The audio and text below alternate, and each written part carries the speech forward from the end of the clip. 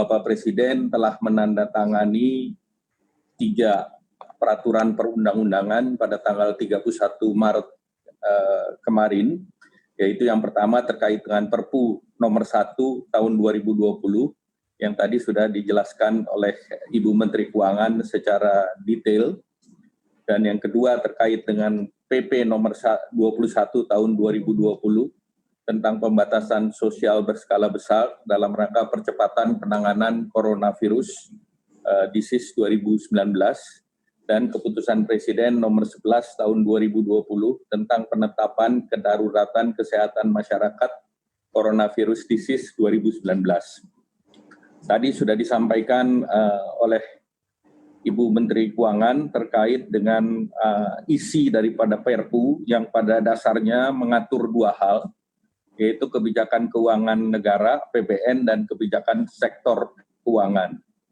Tadi sudah disampaikan bahwa kebijakan keuangan dasarnya terkait dengan penganggaran dan pembiayaan, kemudian yang kedua terkait dengan kebijakan keuangan daerah, di mana Pemda bisa untuk refocusing kegiatan dan realokasi anggaran khusus untuk COVID ini.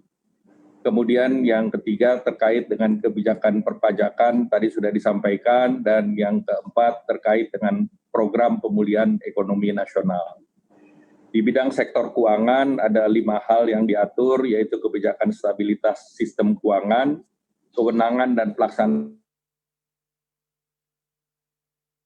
oleh LPS, kewenangan dan pelaksanaan kebijakan oleh OJK, dan kewenangan pelaksanaan kebijakan oleh pemerintah.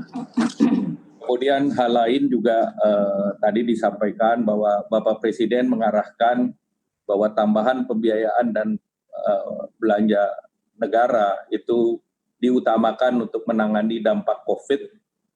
Total paketnya sebesar 450 triliun, 405,1 triliun. Prioritas pertama untuk kesehatan 75 triliun, social safety net 110 triliun, dukungan industri 70,1, dan tadi terkait pembiayaan anggaran termasuk penerbitan obligasi khusus atau pandemic bond.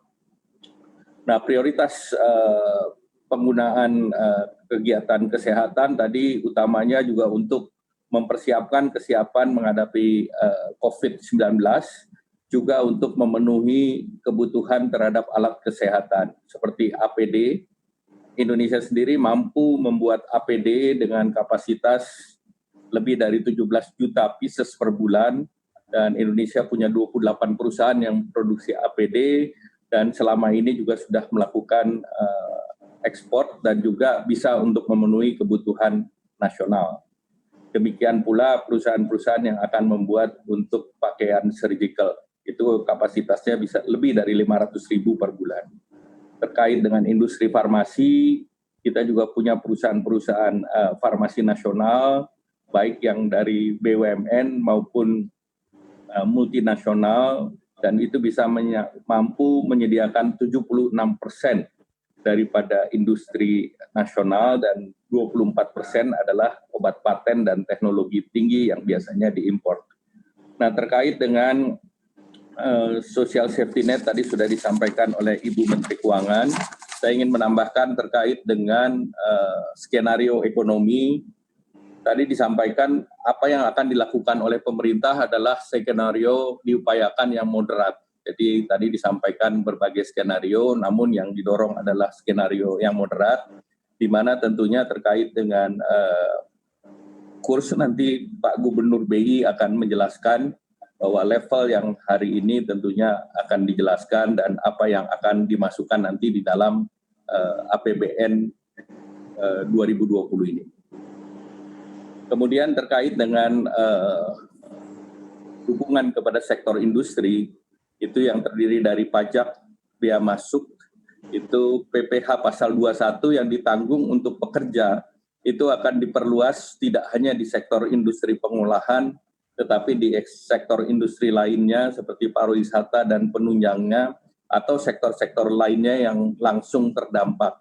Di sini kami sedang membahas di sektor pertanian, perkebunan, dan yang lain, dan tentunya ini akan segera ditetapkan nanti sektor-sektor tersebut.